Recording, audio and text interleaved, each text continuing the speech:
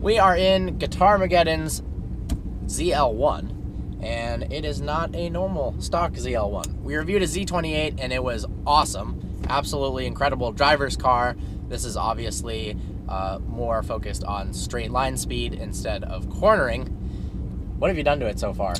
Well, full bolt-on pretty much. Okay. So we've yeah, got, what does that mean in Camaro world? Yeah, say full bolt-on basically is saying like all the pulleys are done, you know, fuel injectors, I've got an air intake, I've got headers, no cats. I do have the stock catback. Believe it or not, the stock catback system is still on this car. Yeah, it doesn't sound like that. Yeah. Obviously there's a cam, that's that lope that you're hearing. There's a cam, there's and all the supporting mods like springs and push rods and whatnot. I also have a flex fuel system on this, so I can run partial like E85. Yeah. And other than that, yeah, like I said, full bolt on. The supercharger isn't touched, so like it's not ported out or anything. It's a stock supercharger, stock transmission, stock engine. I don't have heads or anything, but yeah. Yeah, so it was a 6.2 liter LSA supercharged, 580 horsepower.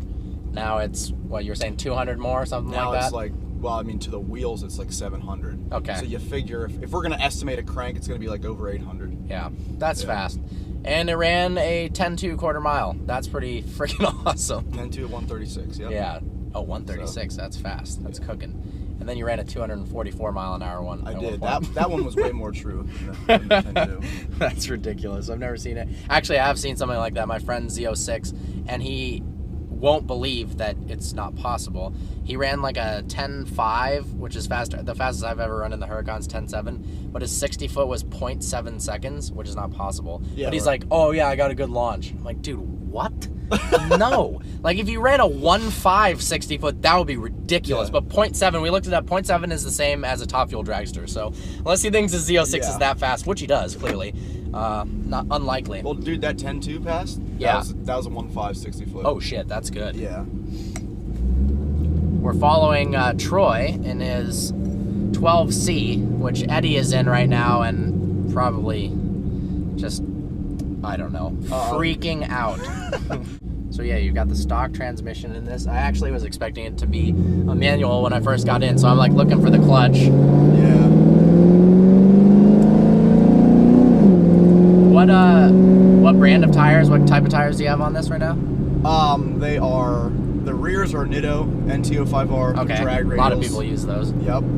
And the fronts are just the stock Goodyear Eagle F1 supercars. Cool. 285s. And those probably were not enough when on the back when you upgraded the power? No. Probably not even enough in stock form. No, yeah, honest. I mean, I barely had anything done to my car, and I upgraded the tires, and it was a world of difference. That's awesome. So tires do make a massive difference. Do they ever? Yeah, I'm thinking about new tires potentially on the Huracan. I think with Trofeo R's, it would be able to launch a lot better and be a lot better on the track. But they last like they don't. Yeah, like, Trofeo R's are nice tires, but they don't last. 2,000 to 3,000 miles, and they're pretty expensive. Yeah. But the NT05Rs are a really common tire. A lot of my friends with GTRs run those when they go full bolt-on. Yep. So what made you want to get a ZL1? And did you plan on modifying it? Wow, that one came out of nowhere. Did you plan on modifying it from right off the bat, or? No, actually, I planned on it being a garage queen. Okay. And now it's like total race car, so it's completely opposite of what I was going to do. Gotcha. But,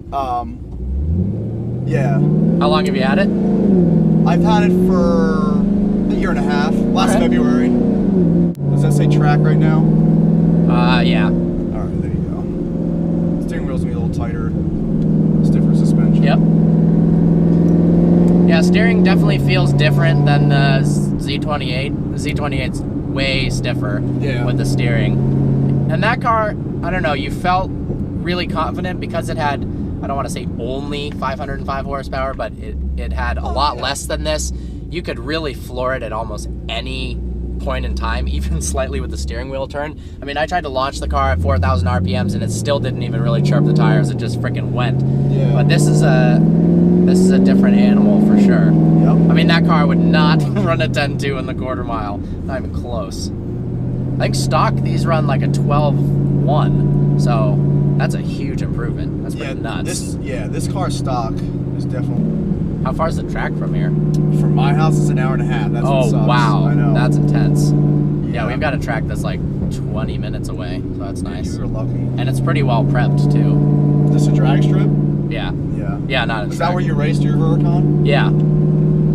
Yeah, that, pretty much all my friends have set some of the best times that they ever have at that strip, Milan. And then Salamandrin went there and raced his 918 against the Rimac and lost. He hasn't told me what he got. I'm not sure. The Rimac got a 9.9, so he clearly got slower than that in the 918, which is interesting. See, the thing is, like those cars, like those guys come out with these quarter-mile times and shit, and that's like fucking test after test. Oh, you know yeah. what I'm saying? Yeah. Like trying to get these times out of a car that's not a drag strip car. It's a fucking supercar, like a track car. So like, they're launching these cars at speeds or like conditions that you probably wouldn't want to do on the street. You know what I'm saying? Oh, 100%, yeah. So, not to mention, I'm sure Car and Driver and Motor Trend know exactly what to do to get the best possible quarter mile time. Because at least in my perspective, if a magazine releases a better quarter mile time than anyone else, that generates a bunch of buzz. It does. So if all of a sudden you're like, whoa, I forget who released it, but the 918 got 2.2 seconds to 60. Everyone's everyone's gonna jump to that page. Yep. But obviously, it's a quick car. But drag radials make such a big difference in a high horsepower rear wheel drive car for sure. Yeah. Are you in drive? I'm gonna put you in sport mode. Okay, cool. So you don't have to worry about using the paddles. This mode is tuned, so the tranny is gonna shift like hard. You know what I'm saying? Gotcha. Does it downshift at all for you or no? If you start going nuts on corners and braking hard, yes, it will. Cool. It'll hold RPMs if you're like getting on it too. Nice. I drive in this mode everywhere I go. Gotcha. It's yeah, I never. For, you know what I mean? I never drive in normal modes, but driving someone else's car for the first time, not trying to go crazy. I actually like the interior in this a lot. I don't remember the Z28 having this black, piano black trim all the way around. This is ZL1 specific. Okay, gotcha. That's why. Looks nice. Seats are nice too. It's like a sparkle, actually. Interesting. You can see it, but there's a nice light too at night. I don't know if you've ever drove one of these at night, but there's a light that comes down here. Oh, cool. And lights it up. Pretty good visibility over the hood. What are your favorite parts about this car? Obviously, the power, but anything else? Listening to it? Yeah. Put the windows down and listen. I mean, honestly, it's. I've always been a V8 guy. Gotcha. And I've been a Camaro guy. My dad had a '69 Camaro SS 396, and a very rare Camaro. Yeah. And today they'd be worth 6 figures in good condition. Yeah, I bet he's pretty pissed he sold that. Oh yeah. he sold it and someone wrecked it, so he's even more pissed.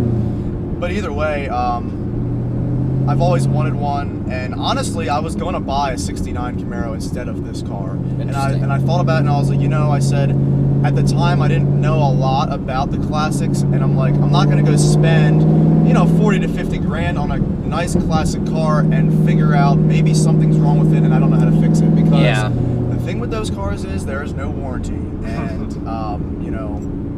me being a guy just gonna buy a Camaro, I'm like, well, I can buy this '69 SS that is gonna be awesome, but I'm also about speed, and I want to go fast, and I want to have amenities. So I was like, well, the ZL1 is gonna be just as fast, if not faster than an old muscle car. Yeah. And it's gonna have AC, it's gonna have airbags, and it's gonna have a warranty. For sure. So it was kind of, I don't want to say it was an impulse buy, but it kind of was, because I was like, funny. dude, then I started really getting into researching the ZL1 and stuff, and decided I was like, yeah, this is the car for me.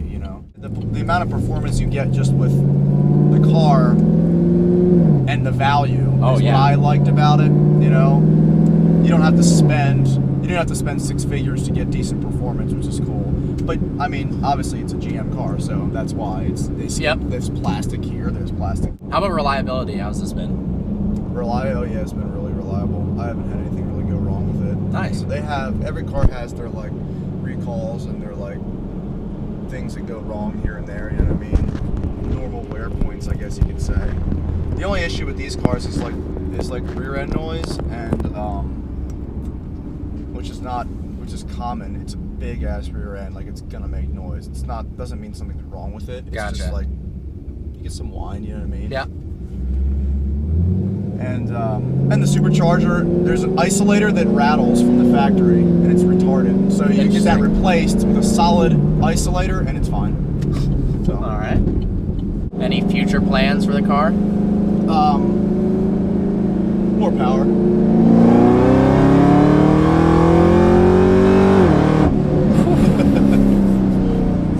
Yep, that is fast. Yeah.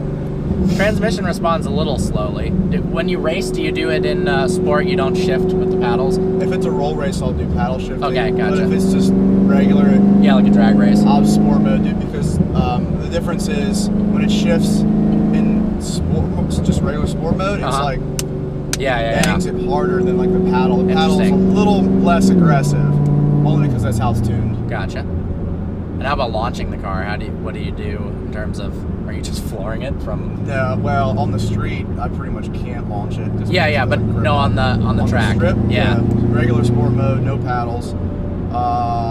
Immediately half to 3/4 throttle, and then I roll in the rest of first gear. Gotcha. And if it's prepped good, like it was the first time I raced it, it hooks. Yeah. Last time, like I've raced on Friday, and it was shitty. Yeah. Terrible.